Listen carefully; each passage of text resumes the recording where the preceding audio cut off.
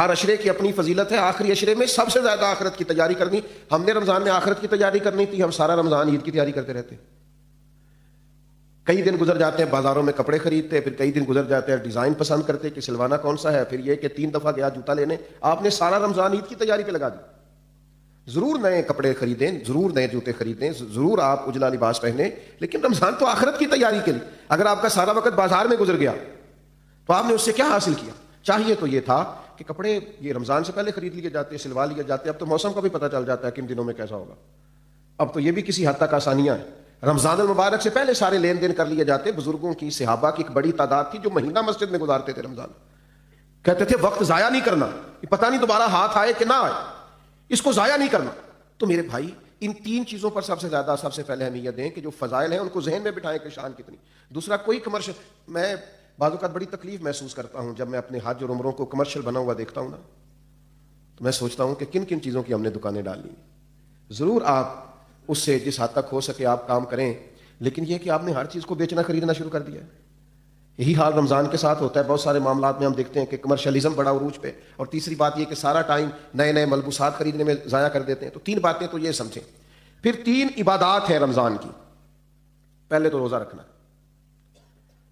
اور روزہ اس طرح رکھنا ہے کہ روزہ صرف پیٹ کا نہ ہو، تھوڑا زبان کا بھی ہو. حضور نے فرمایا تم سے کوئی لڑنا جھگڑنا چاہے تو اسے کہہ دو میں نے روزہ رکھا ہوا ہے. فرمایا جس نے جھوٹ بولنا نہیں چھوڑا، غیبت نہیں چھوڑی، اس کے بھوکا پیاسا رہنے کی اللہ کو کوئی ضرورت نہیں ہے. آپ یہ پابندی کر کے دیکھیں. روزہ تقوی کا سبق اور درس دیتا ہے. تھوڑا اپنے آپ کو پابند کریں کہ رمضان المبارک کا ماہ نور ہے، میں نے جھوٹ زبان سے نکالنا ہی نہیں، میں نے کوئی خلاف واقعہ بات نہیں کرنی، کچھ بھی ہو جائے مجھے زیادہ گفتگو ہی نہیں کرنی چونکہ میں روزہ دار ہوں.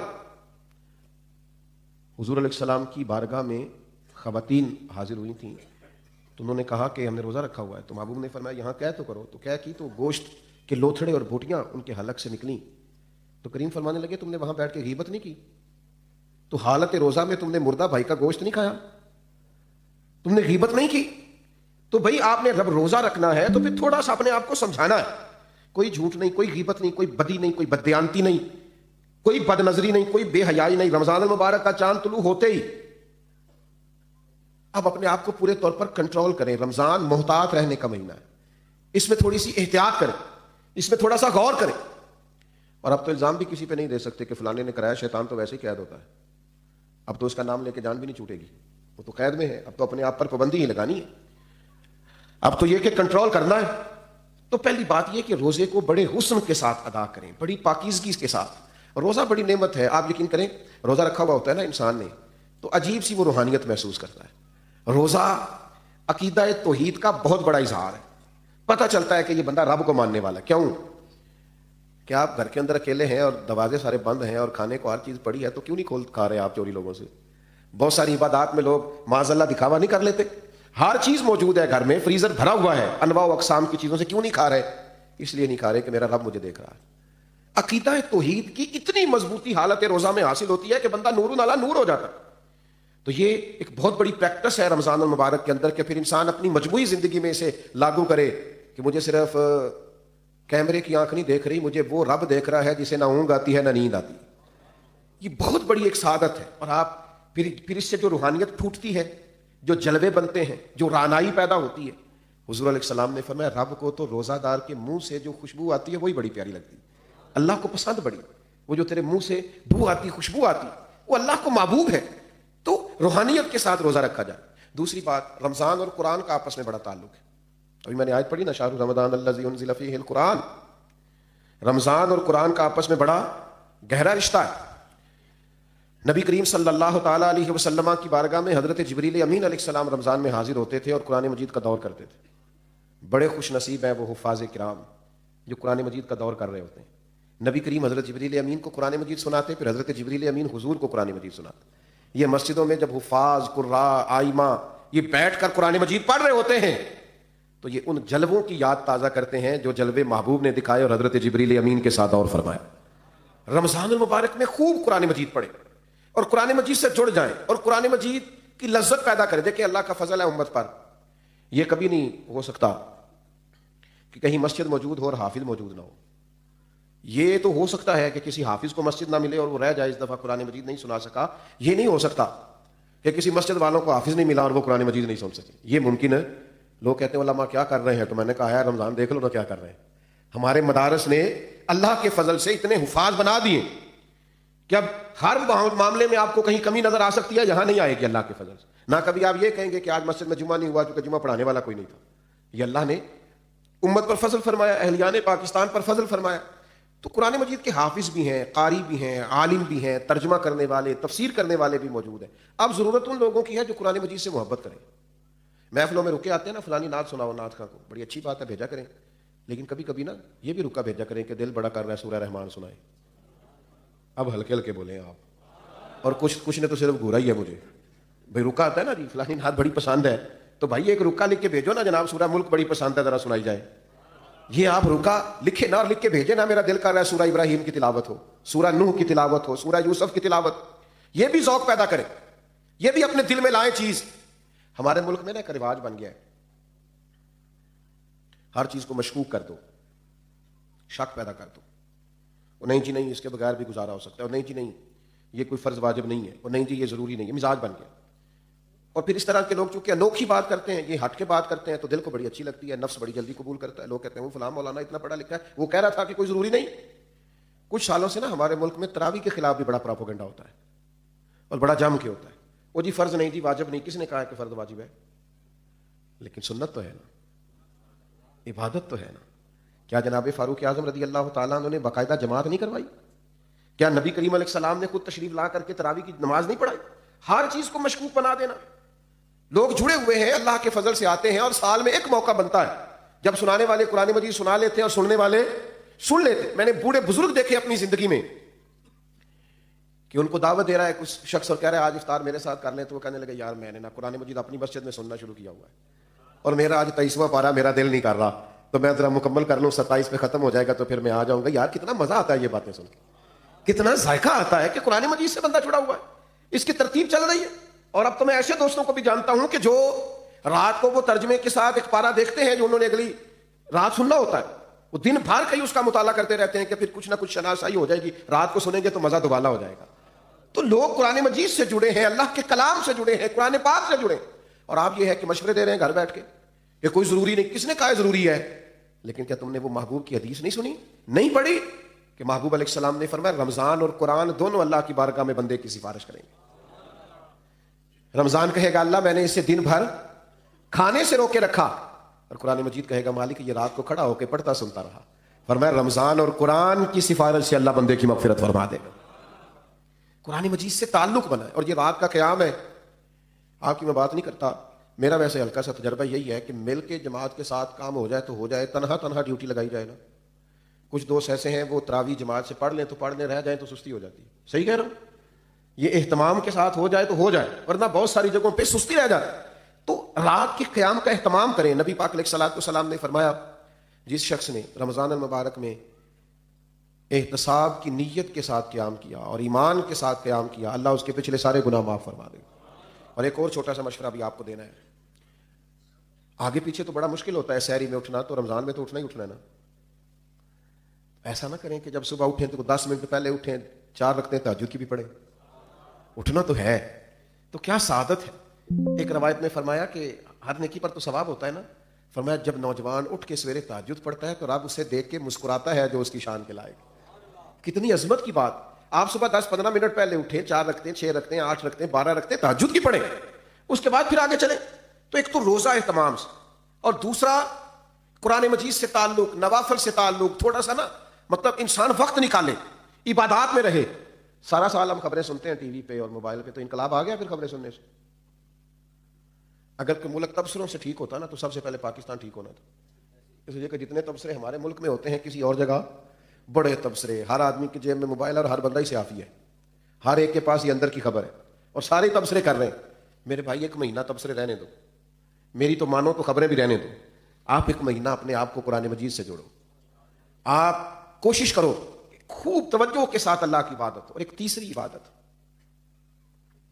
جو بڑی اہم ہے رمضان میں, اور وہ ہے اللہ کے راستے میں خرچ کرنا, خیرات کرنا, سخاوت کرنا.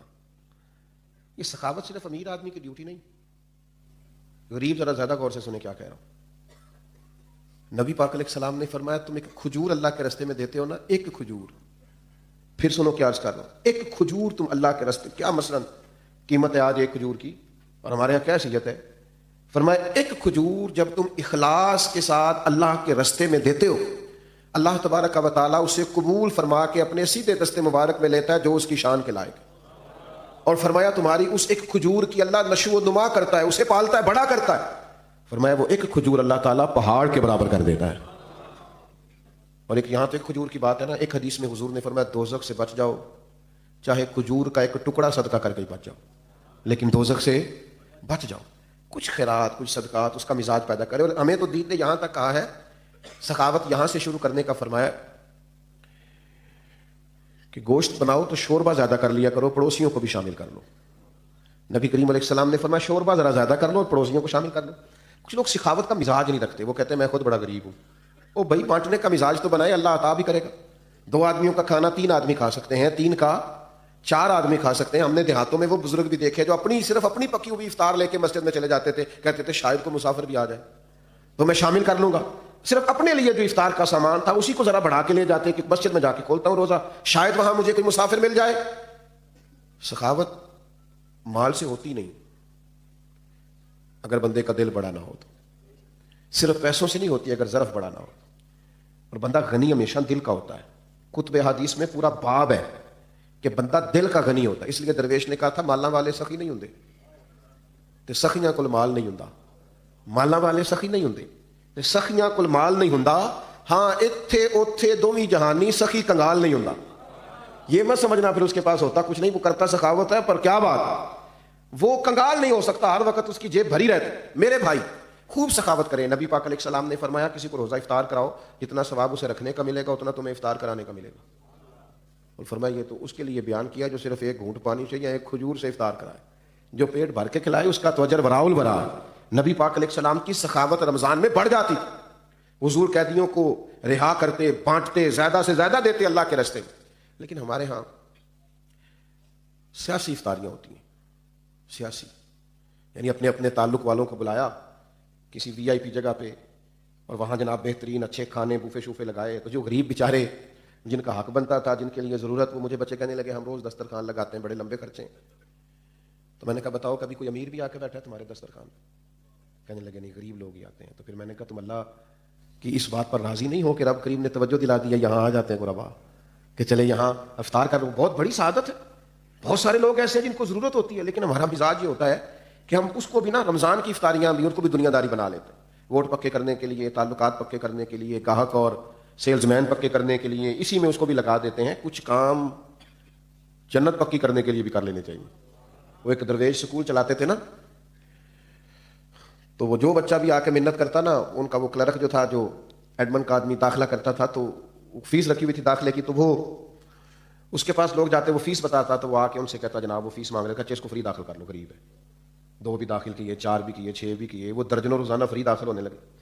تو وہ اس کا جو اس نے ملازم رکھا تھا کلرک اٹھ کے آیا، کہنے لگا صاحب آپ سارے بچے فری داخل کر رہے ہیں، اس طرح کاروبار تو نہیں نہ چلتے، اس طرح کام تو نہیں نہ چلتے۔ تو اس نے کہا تمہیں کس نے کہا میں کاروبار کر رہا ہوں؟